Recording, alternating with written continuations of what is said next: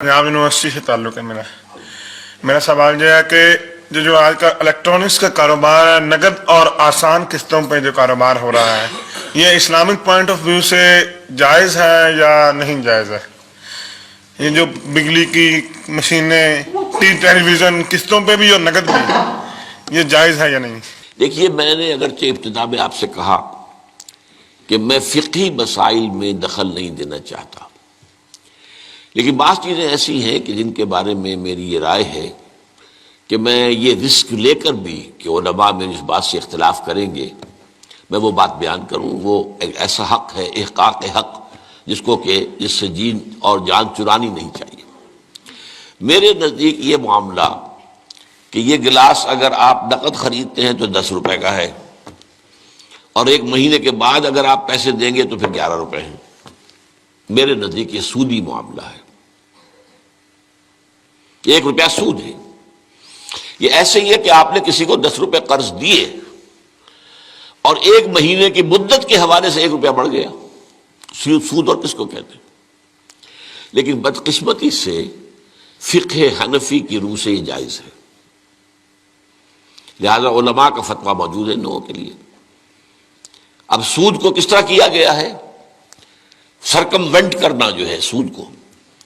आप एक कार खरीदना चाहते हैं, आपके पास पैसा नहीं है, आप 10 लाख रुपया बैंक से लेते हैं, बैंक अपना जो है आपको 10, 15, 20% के ऊपर कर्ज दे देता है।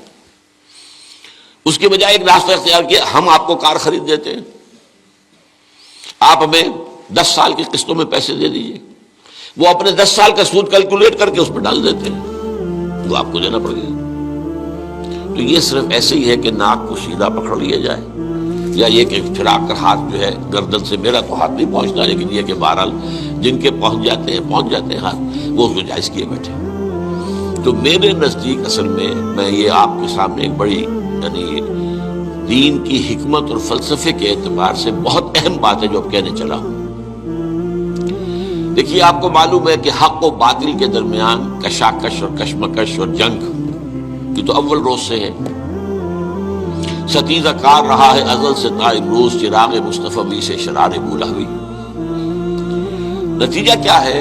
हक गालिब आता है, कुछ अरसे के बाद फिर बातिल सामने आ जाता है। फिर कोई अल्लाह ने नबी भेजा, फिर हक को गालिब किया, फिर उसके ऊपर बाद में कुछ अरसे के बाद फिर बातिल सामने आ गया, शैतान ने फिर गलबा कर लिया। यही होता है। खिलाफत रास्ता के खत्म होने के बाद सबसे पहली खराबी क्या आई? मुलूकियत आ गई। अब मारूसी मुलूकियत है।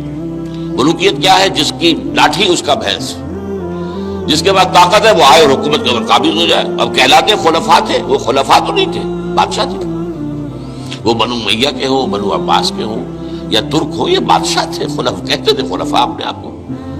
एक मानी में था कि जाहिर बात है अपनी उस हाकमियत मुतलका के मुद्दई वो नहीं थे, हाकिम अल्लाह को मानते थे, लेकिन वो खिलाफत राष्ट्र का निजाम जो था वो दुनिया में दोबारा नहीं आया।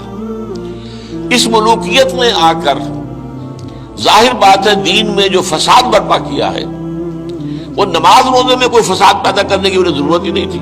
पढ़े जाओ भाई, नमाज ठीक तरीके से पढ़े जाओ। लेकिन उनको माली मामलात के अंदर मुलूकियत का मामला जो है वो तो उसके साथ बाप होता है। सबसे पहली खराबी ये पैदा हुई कि जागीरदारी है। इस्लाम में कोई जागीरदारी नहीं है।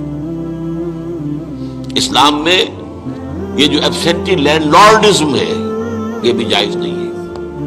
इमाम अबू हनीफा के नजदीक हराम, इमाम मालिक के नजदीक हराम, इमाम शाफी के नजदीक हराम। लेकिन यह है कि काजी अबू यूसुफ साहब ने, जो इमाम अबू हनीफा के शागिर्द थे, और इमाम मोहम्मद वो भी दूसरे शागिर्द थे, उन्होंने फतवा दिया जवाज का कुछ शर्तें लगाकर। इसलिए कि मुलूकियत जो है वो जागीरदारी के बल पर चलती थी। 5,000 मनसबदार, 20,000 मनसबदार, 30,000 मनसबदार, 50,000 मनसबदार, और उसके ऊपर बादशाह थे।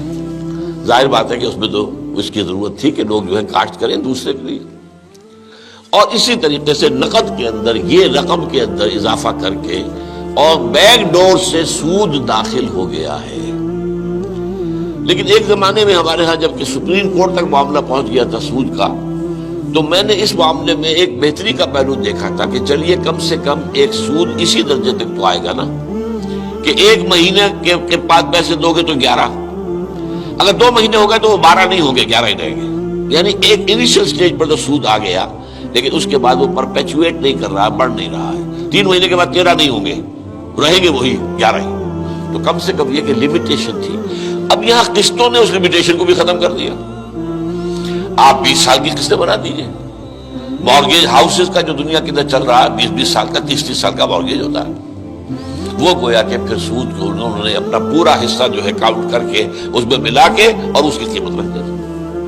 मेरे नजदीक ये चीजें हराम हैं और मैं डंके की चोट कहता हूं कि हराम है, लेकिन चूंकि उलमा के फतवे मौजूद हैं तो लिहाजा मैं क्या करूँ, जो भी कर रहे हैं अब उनकी तरफ से जवाबदेही अल्लाह के यहाँ पर उलमा ही को कर